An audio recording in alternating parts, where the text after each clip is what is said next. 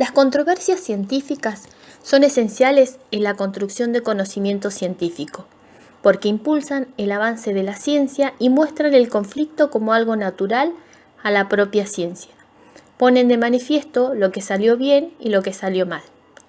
Las comunidades científicas intentan resolver las controversias apelando a factores epistémicos, como por ejemplo evidencias e inferencias. Que dentro de lo posible, éstas no estén distorsionadas por las creencias personales, ideológicas, políticas y religiosas de los participantes. Sin embargo, estos factores no epistémicos siempre están presentes en la formación del juicio de una comunidad científica.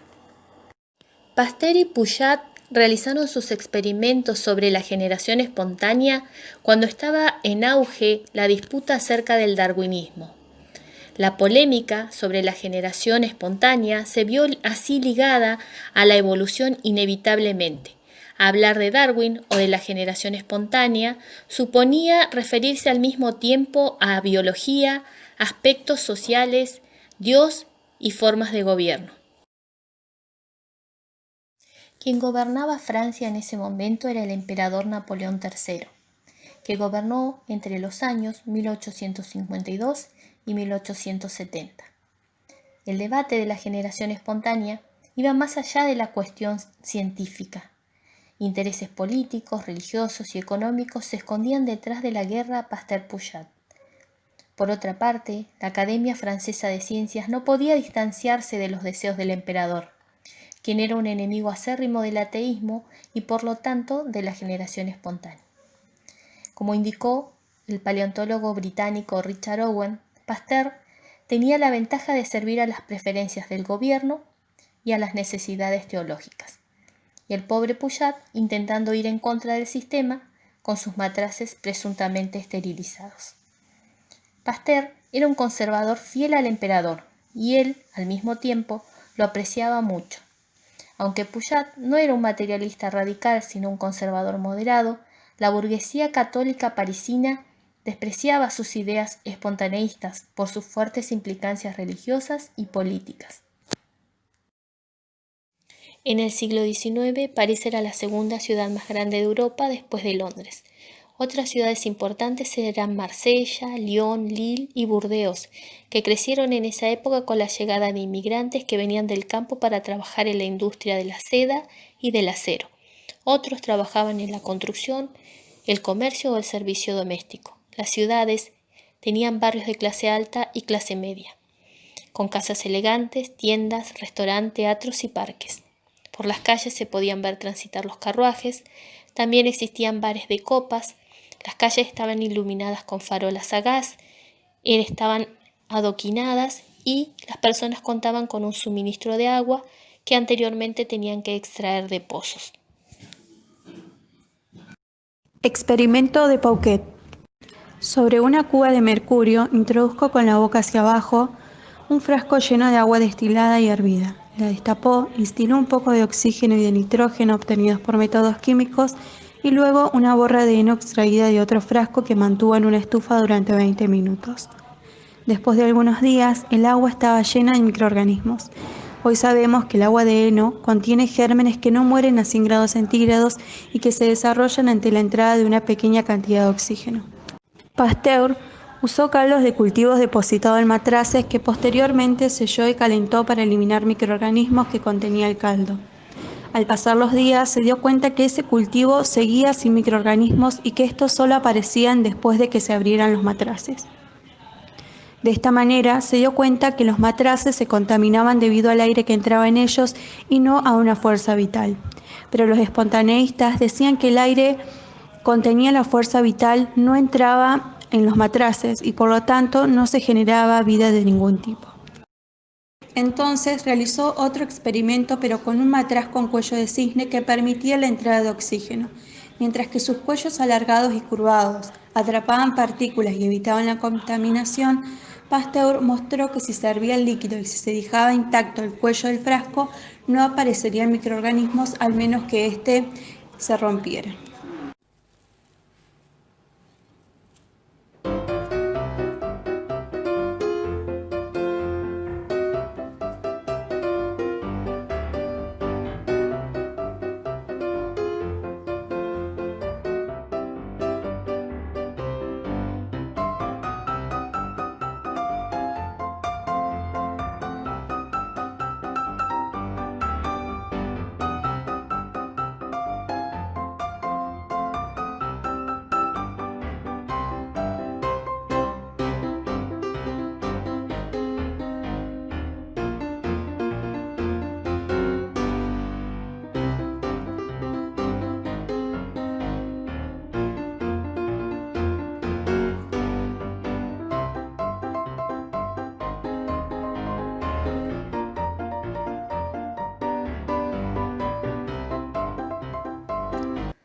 A pesar de que Pasteur y Pouchet pensaban de forma distinta, ya que Pouchet creía en la generación espontánea y Pasteur creía que los microorganismos provienen del aire contaminado, existían varias cosas en común entre ellos, como por ejemplo, que los dos hicieron inferencias sobre la generación espontánea, que presentaron experimentos para comprobar esas inferencias. También usaron matraces esterilizados para llevar a cabo los experimentos. Los dos sabían que el aire tenía algo que ver en la comprobación de la existencia o no de gérmenes en sus experimentos. Los dos usaron sustancias hervidas para sus experimentos. En esa época solo se sabía que el calor esterilizaba. A pesar de todas estas cuestiones planteadas, estaba presente el aspecto teológico que condicionaba la relación entre los científicos. Pasteur dijo que la generación espontánea podía servir de excusa a los ateos para prescindir de Dios. Pouchet dijo que negar la generación espontánea era lo mismo que adoptar una posición atea y caer en el darwinismo. De todas maneras, esta condición no tenía la capacidad de contaminar los matraces. La Academia de Ciencias se fundó en el año 1666 por órdenes del rey Luis XIV y respondía al propósito de impulsar la investigación en el ámbito científico. Las reuniones se llevaban a cabo cada 2 semanas y en ellas se desarrollaban grandes debates científicos como la controversia Pouchet-Pasteur en torno a la generación espontánea. Al finalizar cada debate se dictaba un veredicto a cargo de una comisión especializada de eruditos en ciencia, matemática y física. Los veredictos de cada comisión se convertían en el punto de vista cuasi oficial de la comunidad académica francesa. Los 30 primeros años de la existencia la Academia no tuvo estatutos. 33 años después de su fundación cambió su nombre a Academia Real de Ciencias y recibió sus primeras regulaciones de la mano del rey Luis XIV, el cual también se encargaba de elegir a sus miembros. Actualmente está en funcionamiento, lo cual la hace una de las academias más antiguas del mundo aún activas. Es importante aclarar que durante el desarrollo de los experimentos, estas comisiones ya contaban previamente con un veredicto. La primera comisión, formada antes de los experimentos pirenaicos de Pouchet, ofreció un premio a quien lograra aclarar el tema de la generación espontánea.